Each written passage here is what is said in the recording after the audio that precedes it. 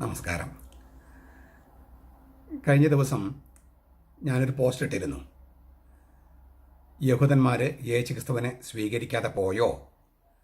യഹൂദന്മാർ വിശ്വസിക്കുന്ന ദൈവം ആര്? അത് കണ്ടവരിൽ ഒരാൾ എന്നോടൊരു ചോദ്യം ചോദിച്ചു.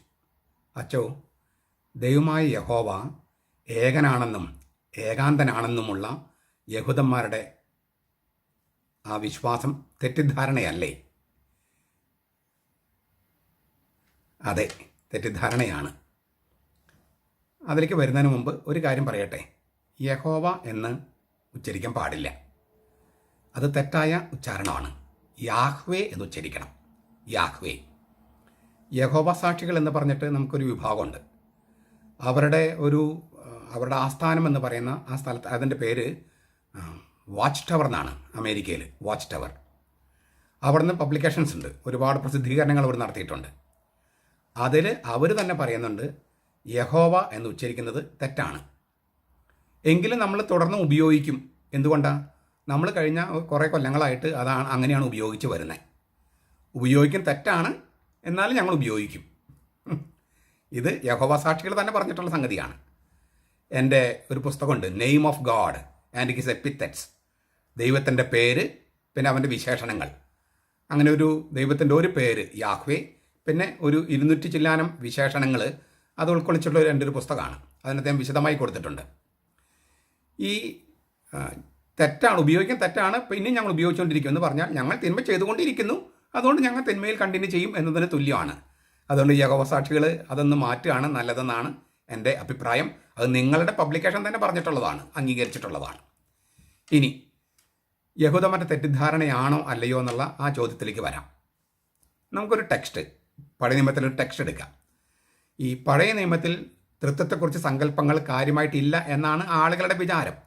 യഹൂദന്മാരുടെയും ഒക്കെ വിചാരം അതായിരുന്നു. അതുകൊണ്ട് ഒരു ടെക്സ്റ്റ് നമുക്കൊന്ന് പരിശോധിക്കാം. 110 സങ്കീർത്തനമാണ്.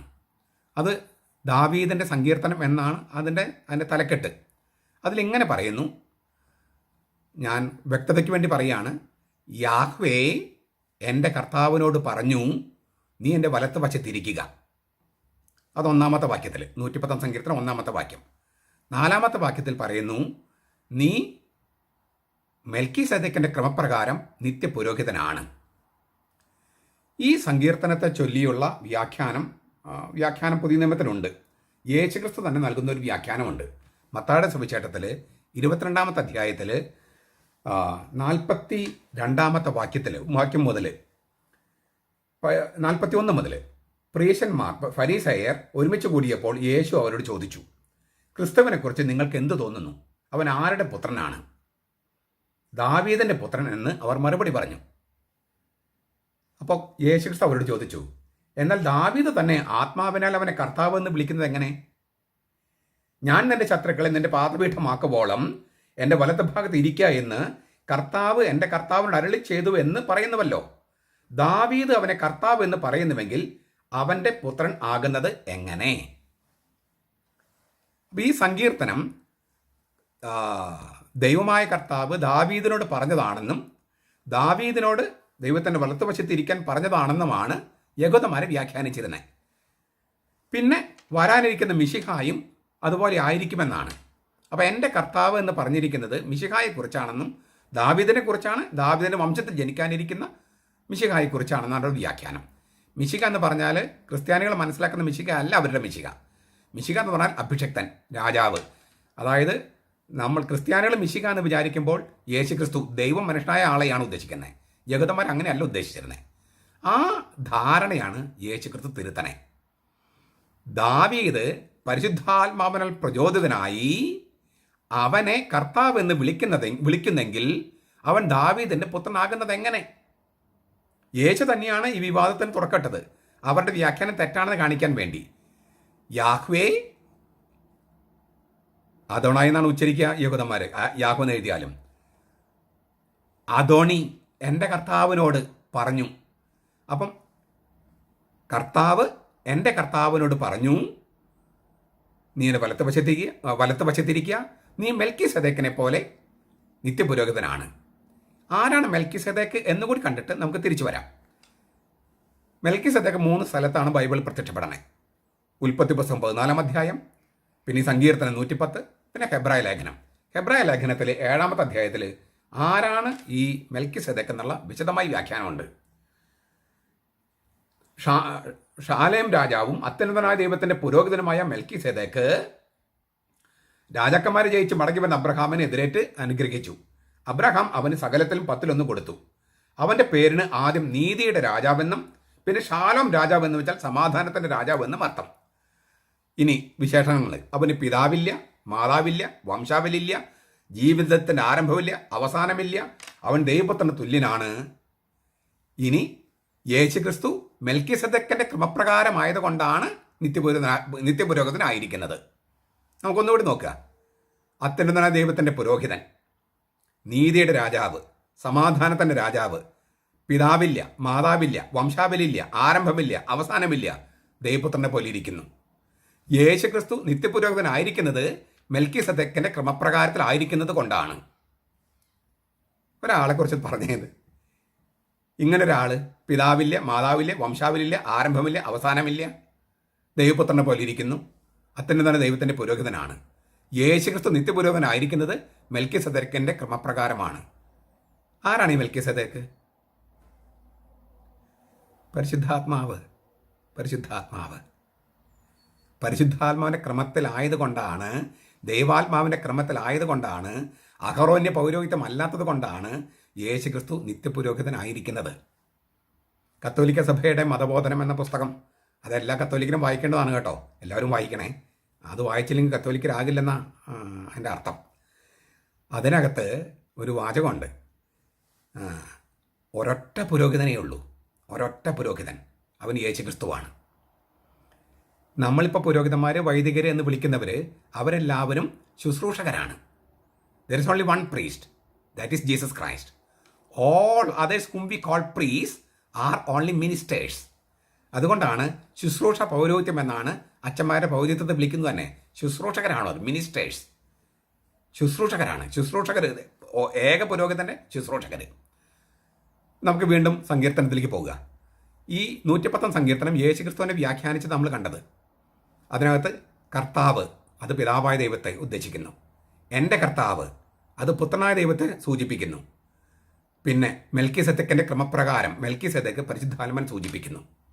അപ്പോൾ പഴയ നിയമത്തിൽ തന്നെ ദൈവം ഏകനാണ്, ഏകാന്തനല്ല. God is one but God is not solitary.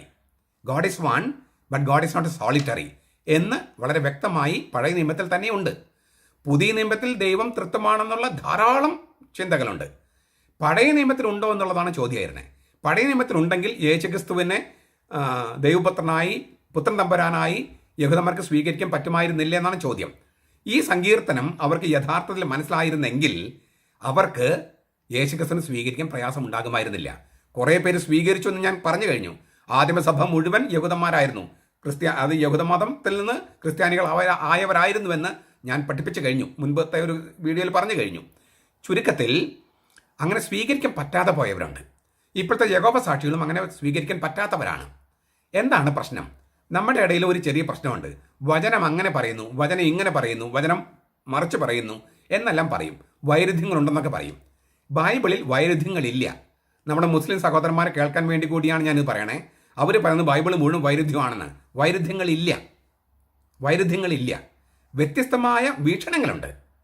നമ്മളിപ്പം എന്നെക്കുറിച്ച് നിങ്ങളുടെ വീക്ഷണങ്ങളെല്ലാം വ്യത്യസ്തമല്ലേ? അത് വൈരുദ്ധ്യമാണോ? അല്ല, അത് അങ്ങനെയാണ്. ലോകത്ത് അങ്ങനെയാണ്. നമ്മൾ ഇന്ന് സംഭവിച്ച ഒരു സംഭവത്തെക്കുറിച്ച് നാളെ പത്രത്തിൽ വരുന്ന വാർത്ത മാതൃഭൂമിയിലും മനോരമയിലും ദീപികയിലും ഒരേപോലെയാണ് വരിക. അവിടെ വൈരുദ്ധ്യമുണ്ടോ? വൈരുദ്ധ്യമില്ല, വ്യത്യസ്തമാണ്. അത് വ്യത്യസ്തമായ വീക്ഷണങ്ങൾ, ദൈവത്തെക്കുറിച്ചുള്ള വെളിപാടുകൾ, വ്യത്യസ്തമായ വെളിപാടുകൾ, ഒരു വൈരുദ്ധ്യവും ഇല്ല.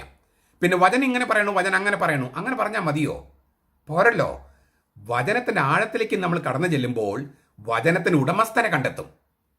വചനത്തിന് ഉടമസ്ഥനെ കണ്ടെത്തുന്ന ആ പ്രക്രിയയാണ് ദൈവശാസ്ത്രം എന്ന് പറയണേ. ഒന്നുകൂടി പറയാം, വചനത്തിൽ നമ്മൾ ഇങ്ങനെ കെട്ടിക്കിടക്കരുത്. വചനത്തിന് ആഴത്തിലേക്ക് ചെല്ലുമ്പോൾ എല്ലാ വചനങ്ങളെയും കൂട്ടിയിണക്കുന്ന വചനത്തിന് ഉടമസ്ഥനായ ദൈവത്തെ കാണും. ആ വചനത്തിൻ്റെ ഉടമസ്ഥനായ ദൈവത്തെ കണ്ടെത്തുന്ന പ്രക്രിയയ്ക്കാണ് ദൈവശാസ്ത്രം എന്ന് പറയണേ. അങ്ങനെ ഒരു തുറവി, വചനത്തിൽ കിടക്കാതെ വചനത്തിന് ആഴത്തിലേക്ക് പോയി വചനത്തിൽ ഉടമസ്ഥനെ കണ്ടെത്താനുള്ള ഒരു തുറവി അങ്ങനെയുണ്ടെങ്കിൽ ആ തുറവിക്കാണ് വിശ്വാസം എന്ന് പറയണേ. ആ തുറവി ഉണ്ടെങ്കിൽ ദൈവം ഏകനാണെങ്കിലും ഏകാന്തനല്ല. God is one but God is not solitary. God is 3 persons എന്ന് മനസ്സിലാക്കാൻ സാധിക്കും. പഴയ നിയമത്തിൽ തന്നെ സാധിക്കും. അങ്ങനെ സാധിക്കാതെ പോയവരുണ്ട്. പക്ഷെ സാധിച്ചവരും വളരെയധികമാണ്. അവരാണ് ആദിമ ക്രൈസ്തവ സഭയിലെ ആദ്യത്തെ അംഗങ്ങളൊക്കെ.